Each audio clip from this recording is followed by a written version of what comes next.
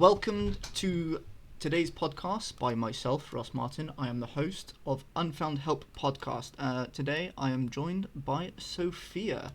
I'm actually in the United Kingdom. Sophia, she's in Canada. I believe you're actually in Toronto, if I'm not mistaken. Yes, I'm just in the suburbs of Toronto in a town, or I guess it's a big city called Mississauga. I think we almost have 1 million people here. So thank you for having me. This is great. You're most welcome, and thanks for joining. Actually, it's absolute pleasure. I love joining, sort of interacting with different people from different businesses, different backgrounds. Everyone has different stories, so it's interesting. A little bit of a story myself is that I actually started out as a photographer, and then I started to go into the realms of business management and operations. So, yeah, everyone has a journey from what they wanted to be into completely something different. So, uh, did you always want to be into the business, entrepreneurship? Did you have a dream when you were younger? No, so this is a hilarious story of how you accidentally fall into the world of entrepreneurship. I grew up in a household that was very much an academic household. The expectation was you do well in school, you go off to a professional school after, and then you do a professional career. And because my dad was a physician, it only made sense that you fall into the sciences.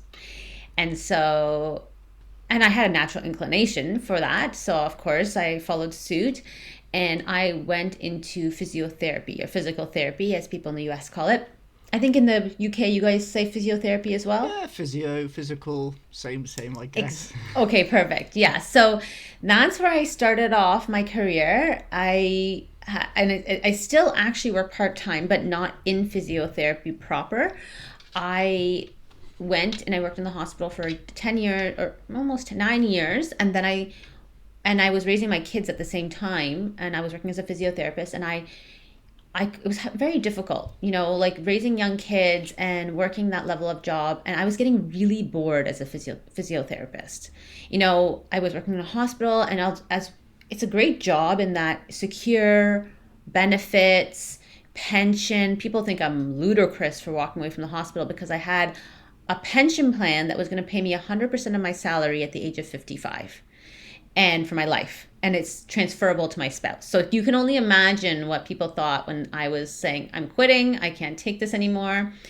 So I quit, and I guess grace or the universe or God, whatever you want to refer to that as, decided to say, no, you're not quitting yet, because we still want you to be in this public sector. So somebody came and offered me a part-time manager job in a clinic.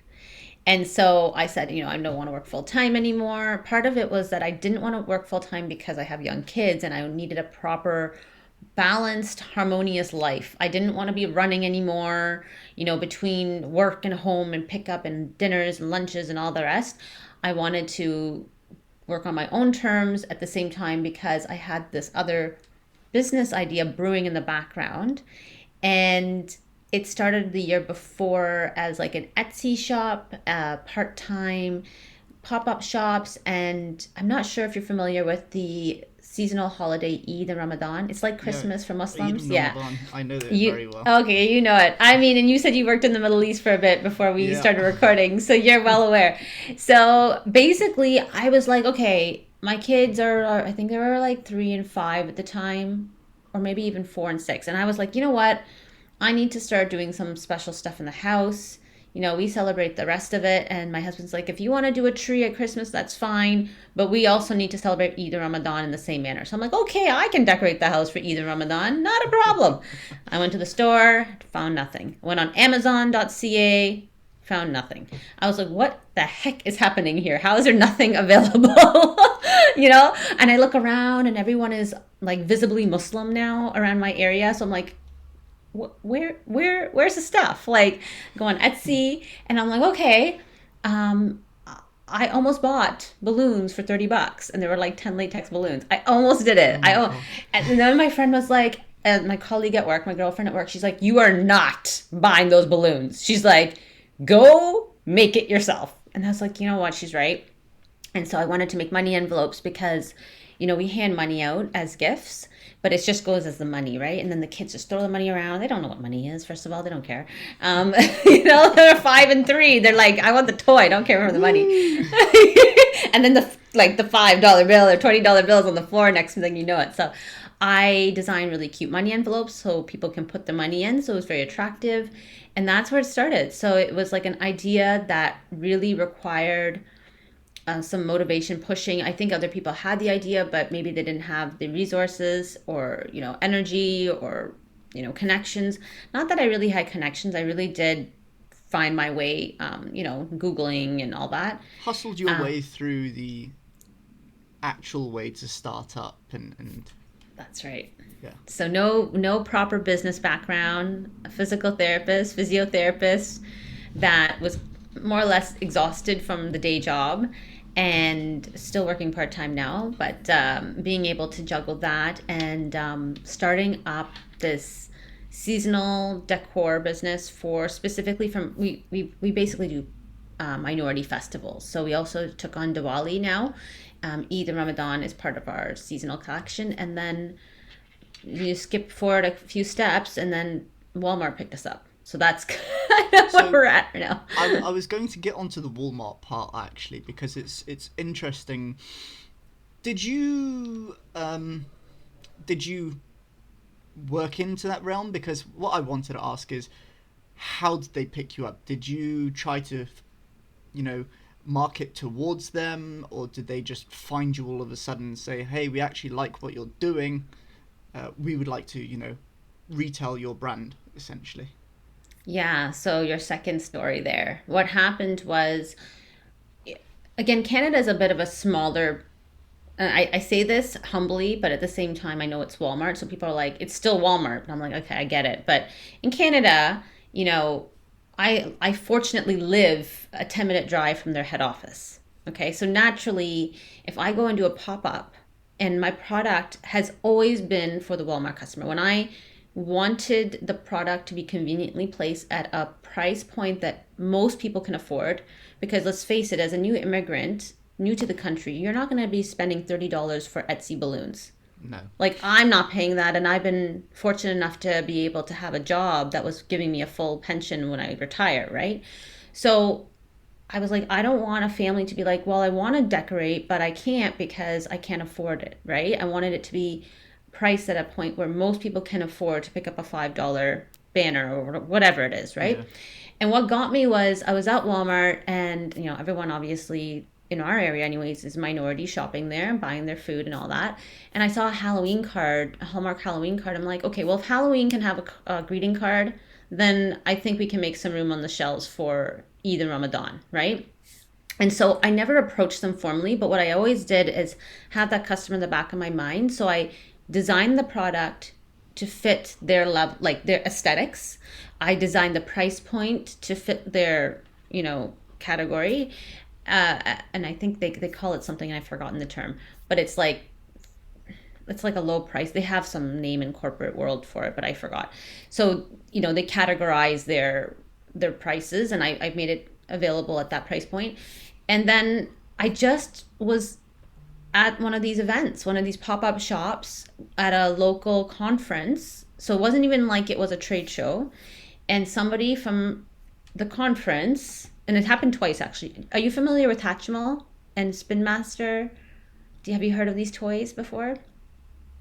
Okay, so it's a toy company. It's very big. Paw Patrol. Are you familiar with Paw Patrol? Yes. Okay, fine. Okay, yeah. So the people who create Paw Patrol, Spin Master, they're a Canadian toy company, and they're also local-ish. Okay, so one of their head engineers, again, same thing. I'm at the not trade show. I'm at the conference, and he saw it, and he goes, you can tell when people are assessing your booth and not shopping. They're looking at you from far away.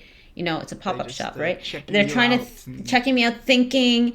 And he was like, he walked up later, and he's like, oh, and this is like within months of like just starting. He goes, oh, your product belongs in Walmart. So when he said that, I was like, okay, I'm actually like, that was when the seeds were planted. You have that wisdom inside. You're like, yeah, this is what I want to do.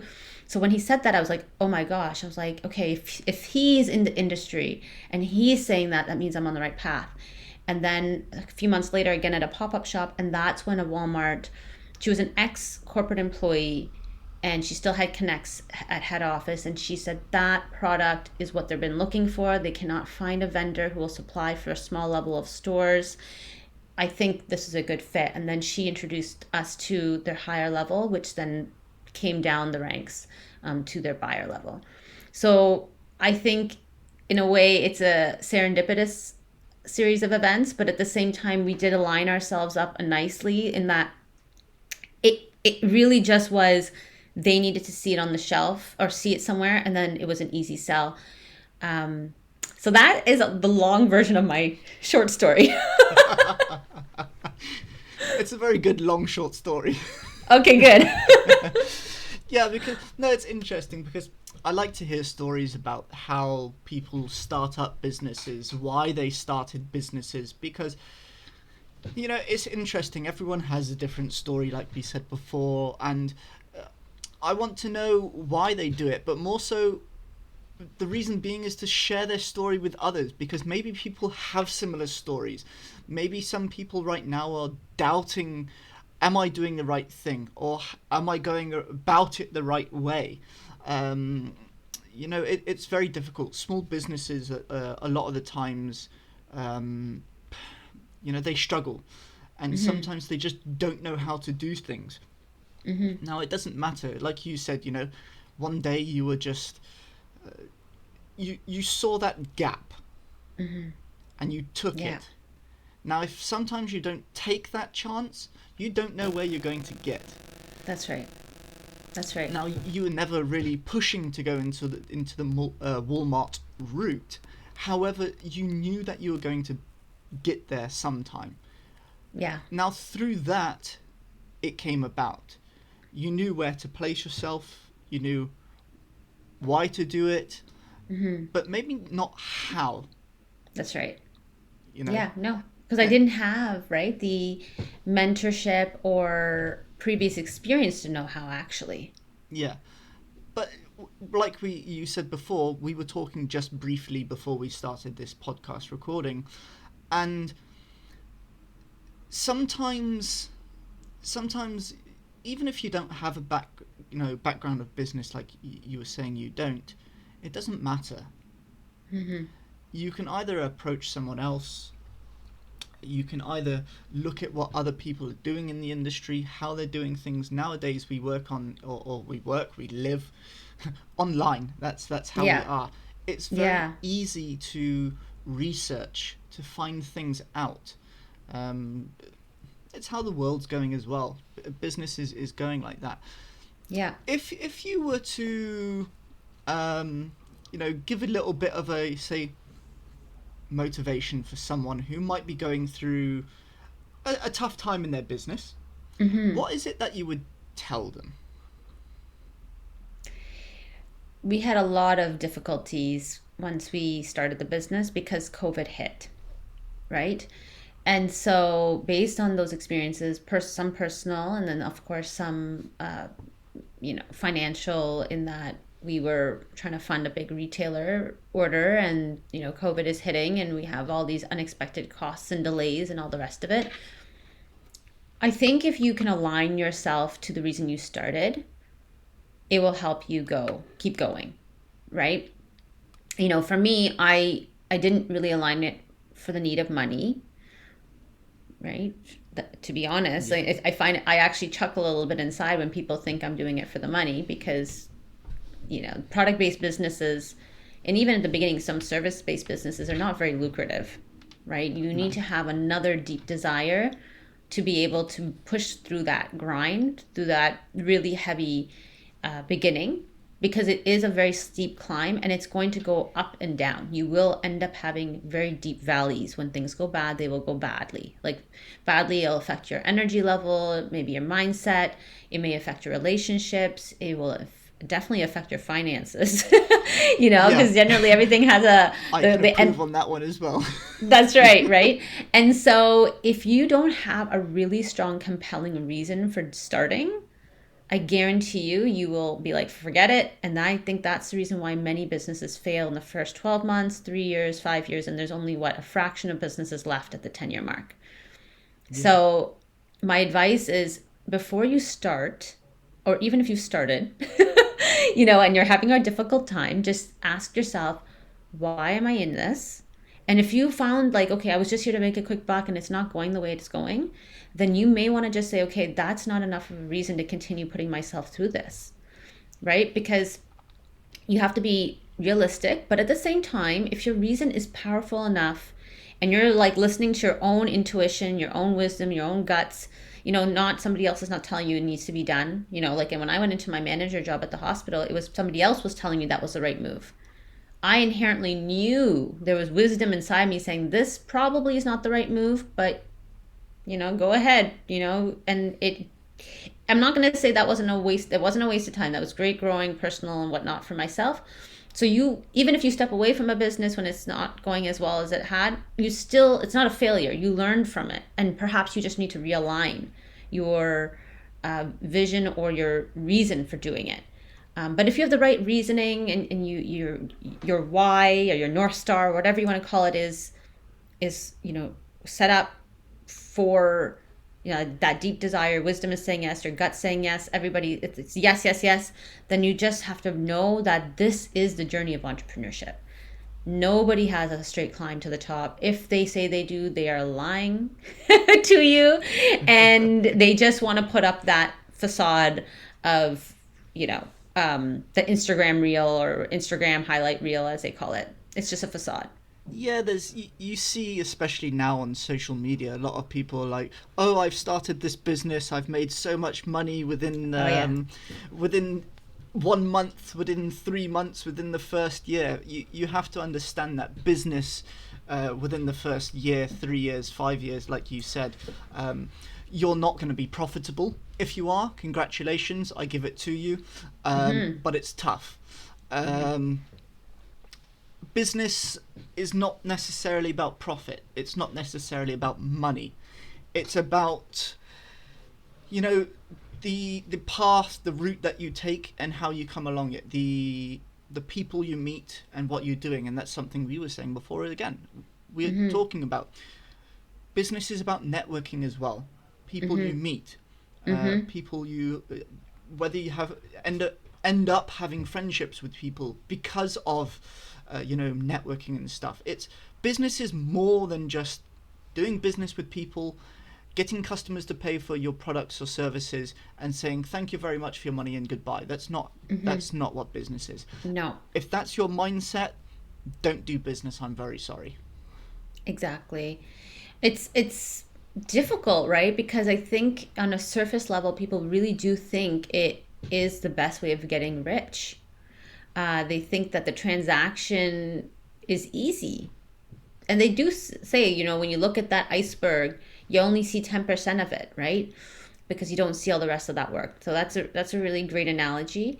And I do want to say, though, if they have an inclination for business, I think everyone should try it. I think it's natural in your 30s to go ahead and try it. It's a great learning curve. Exactly. Actually.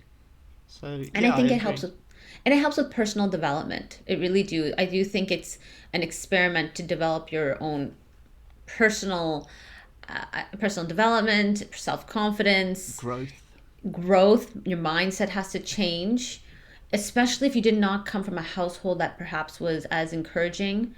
More of the whole, you have the whole abundance and I guess poverty mindset or whatnot. So you have to think about it in that terms too, because if you walk into business and you have this mindset that's not going to provide you abundance, that's a whole other topic. But you have to be able to say, okay, the universe will provide for me as long as I try my best to move these things forward. So I know you're right. It's not just about the transaction. It's so much deeper than that. And I know everyone may think, business is only successful if it hits specific, milestones in revenue. Exactly. Or perhaps you want to go on you want to get acquired or the IPO, because now with, seeing YouTube, or you're on YouTube and you're researching, you'll notice that there's always those things. They've just become more accessible to the general public of understanding those elements of business. Just if your business is not at that level, or perhaps it's just going to stay as a hobby business or Etsy shop business, I think that's still okay. I think you have to be able to say, okay, my business is going to fall into this niche, and that will help you really celebrate those successes when it gets there. And I think for my community of female entrepreneurs, for example, many of them will be a very wholesome Etsy shop. Perhaps they may scale into a smaller retail, but I'm not going to tell them, like, yes, we want you to get acquired. That's our goal for you. Or yes, yours is a multi-million-dollar business, because it may not be. Sustaining a healthy lifestyle in their business, helping them fund a vacation may be the best thing for them, but they have grown so much and they've met so many people through that experience of the business, right? You go for business networking events, you go for pop-up shops, you go to little trade shows. It's great. It's a great experience, I think, overall. And I think that you have to really draw on those successes as well.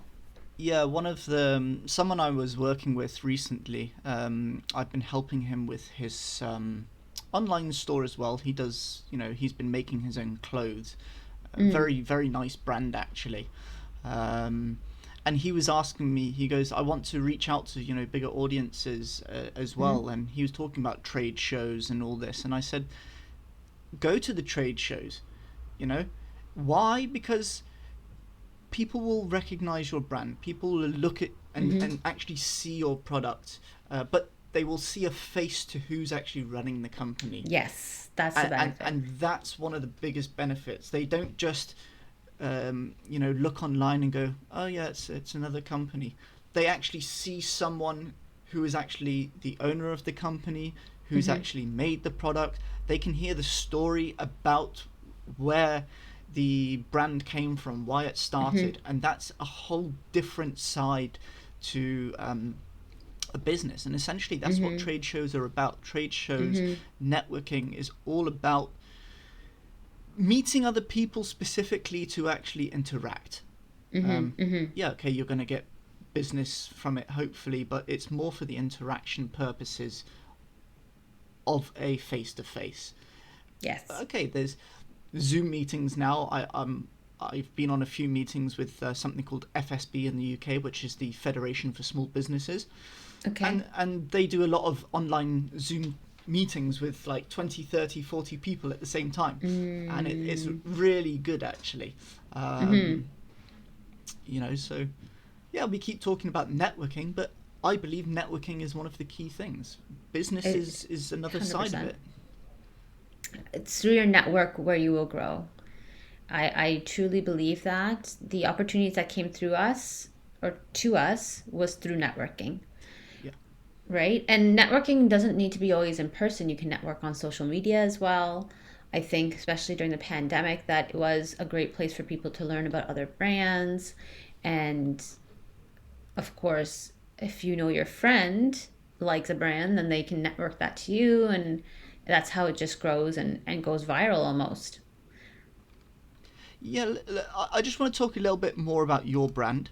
Mm-hmm. We've spoken a bit about business and small businesses and stuff, and we did hear about your brand.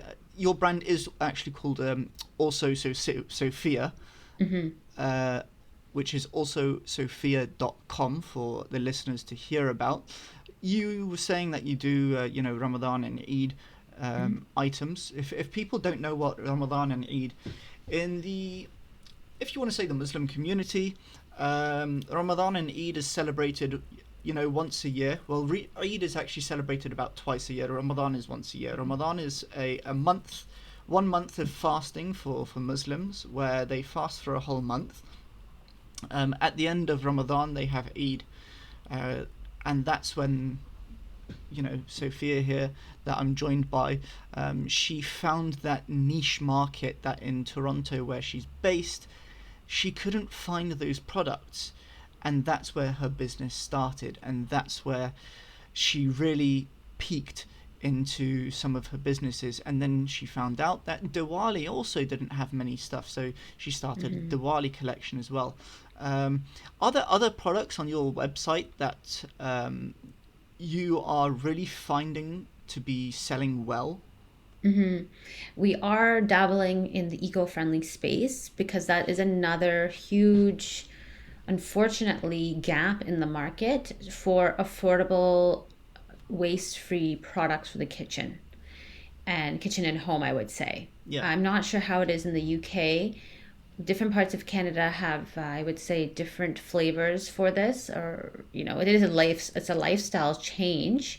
I think perhaps with the younger generation, it will be easier for them to adapt to these less convenient options like reusable silicone bags and reusable silicone sheets to replace the disposable plastic bags that we use for, cooking and prep and storage, and then the plastic wrap, which it's called Saran Wrap here, is a brand that, Yeah, we say cling cling wrap. film.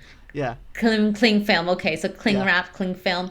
So we have a few products that we started playing around with. We also brought in the straws, which I think many other companies have adopted, and most, I would say, people have started adopting reusable straws. However, I find in Canada, the concern I have is, again, it's really niching to a market that can afford to spend the money. And there is always going to be a higher cost for something that is reusable. So we have to work with the community. I haven't, sadly, this is where bandwidth comes in and your energy level and your focus, right? Yeah. As a business owner, and we can speak briefly about that. So I'm the type of person that likes to expand and do all these different things. Now, obviously, I have a little team that works with us, which is great.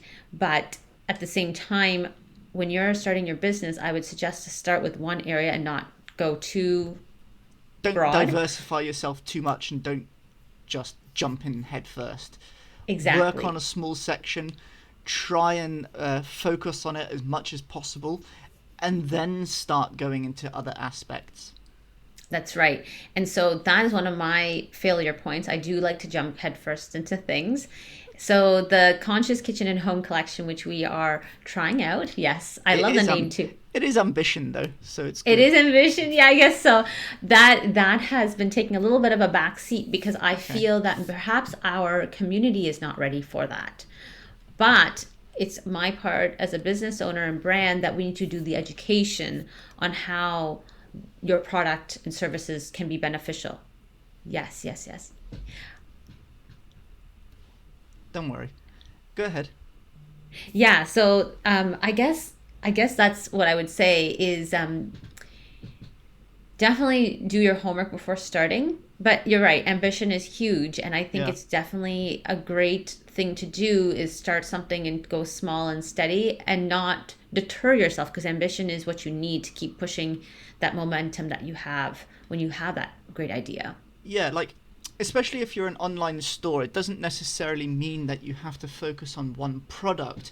You can focus on a range. So, for example, you can focus on a home product, or you can focus on beauty products. It's fine to focus on a range, but don't just all of a sudden focus on multiple of ranges, because you'll overwhelm yourself. That's my opinion. That's my understanding or my belief in things. If you want to branch out into other things, at least try to home down onto one range, one set of products.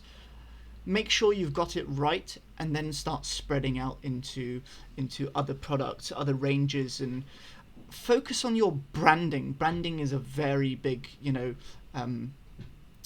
topic, a very important thing for a business. Make sure you are well represented, you look after yourself, customers are well looked after. And why I say customers are well looked after, if you look after your customers will look after you. You have your raving 100 fans. That's your reputation is really important as a brand as well. So I don't always say the customer's right, but make sure you have very good facts laid out on your website, and without going through a laundry list of do's and don'ts. Those are a few things that we can chat about. We do one other thing, and I perhaps should highlight it, because I think what happens is many people will they've asked me in the past, they've said, we want to chat, and I always get the comment, we want to pick your brain. And so I don't know if you had that. So we, in lieu of picking my brain, because we can't meet everyone is we have the podcast now. So that is another unfortunate for me. I do the expansion thing, and Mm. I've also spun off and did a whole other business for the consulting, business consulting for people who do want to start up and perhaps even import things, either white label or create their own products like we have. So that's one thing I've also started, and it's called Boss It Club. But again, it goes to the point that don't do too many things at once, because when you do that, you only have so much energy. And so if you have the assets, yeah, definitely hire team members to help you so you're not losing the momentum and drive. Because I find that, and you tell me, as an entrepreneur, I feel like we tend to be expanders. We tend to be the type of people who want to do many things at once. And it's almost a blessing and a curse. Yes. Yeah. Agreed. No, but the reason being is because your brains go into so many different routes, if you want to say, and you're like, oh, I have this idea, I have this idea, I have this idea, and I have this idea. If you can keep your brain on track and you go, fine, I will do them eventually. That's right. However, let me just focus on one thing right now, and let me get it to a certain percentage of, success, if you want to say. I won't say success. Success is a broader spectrum of things. Yes. But right. But let's get it on track to a certain percentage. Say like 80% at least. Right. To get it on track for becoming successful in your way of success. My way of success may be different to people. I say success as, for me, I like success as in knowledge. I don't say success as in money. Money can be helpful.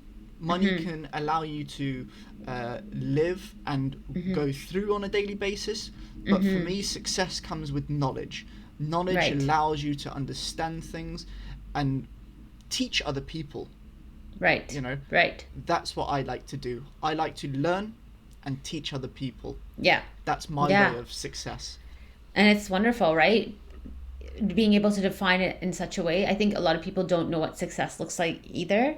And so not having that defined image or vision of what you want as your successful life or successful goal, that causes a lot of, I would say, straying away from your path. And then, that's what perhaps was happening here with me, in that, in full disclosure, right? I was like, oh, I'll start with this idea. Oh, I also like this idea. I like this idea. I have this idea.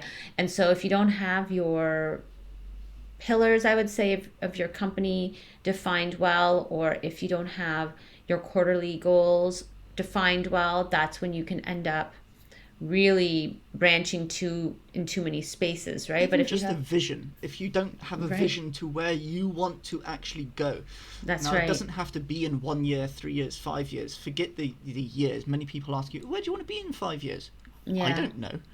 That's too far away from me too. I'm like, I don't know. If you have a vision to where you want to be and what you want to do, accomplish, yes, then you will have a way of where you're going to be. My vision is just to help people. I don't know why. I know I want to help people. It's fantastic. Wherever the success that people say, my success is to help people and to see them succeed. Right. Whatever their success may be. Yeah, exactly. That's fantastic. So, anyways, it's been a pleasure speaking to you. Thank you for absolutely having me. Amazing. Thank you very much for your story. I wish and I hope that people that have been listening to this today have taken something from this. Again, your website is Also Sophia. I know you have other businesses as well. I will definitely mention them, in the description. I'll put it on our website as well. Perfect. Thank you very much for your Thank you. It was time fantastic. Today. This is great, and I hope we can we'll stay connected. Definitely. Anyways, this is, again, as I mentioned in the beginning, this is Ross Martin from Unfound Help. I do business consultancy, advisory for small businesses, mainly in the United Kingdom. However, I do branch out to other parts of the world. So if you are listening and you need anything, you can get in contact with myself. My website is www.unfoundhelp.com. Have a great day, have a great evening, or have a great week and weekend ahead. Thank you very much.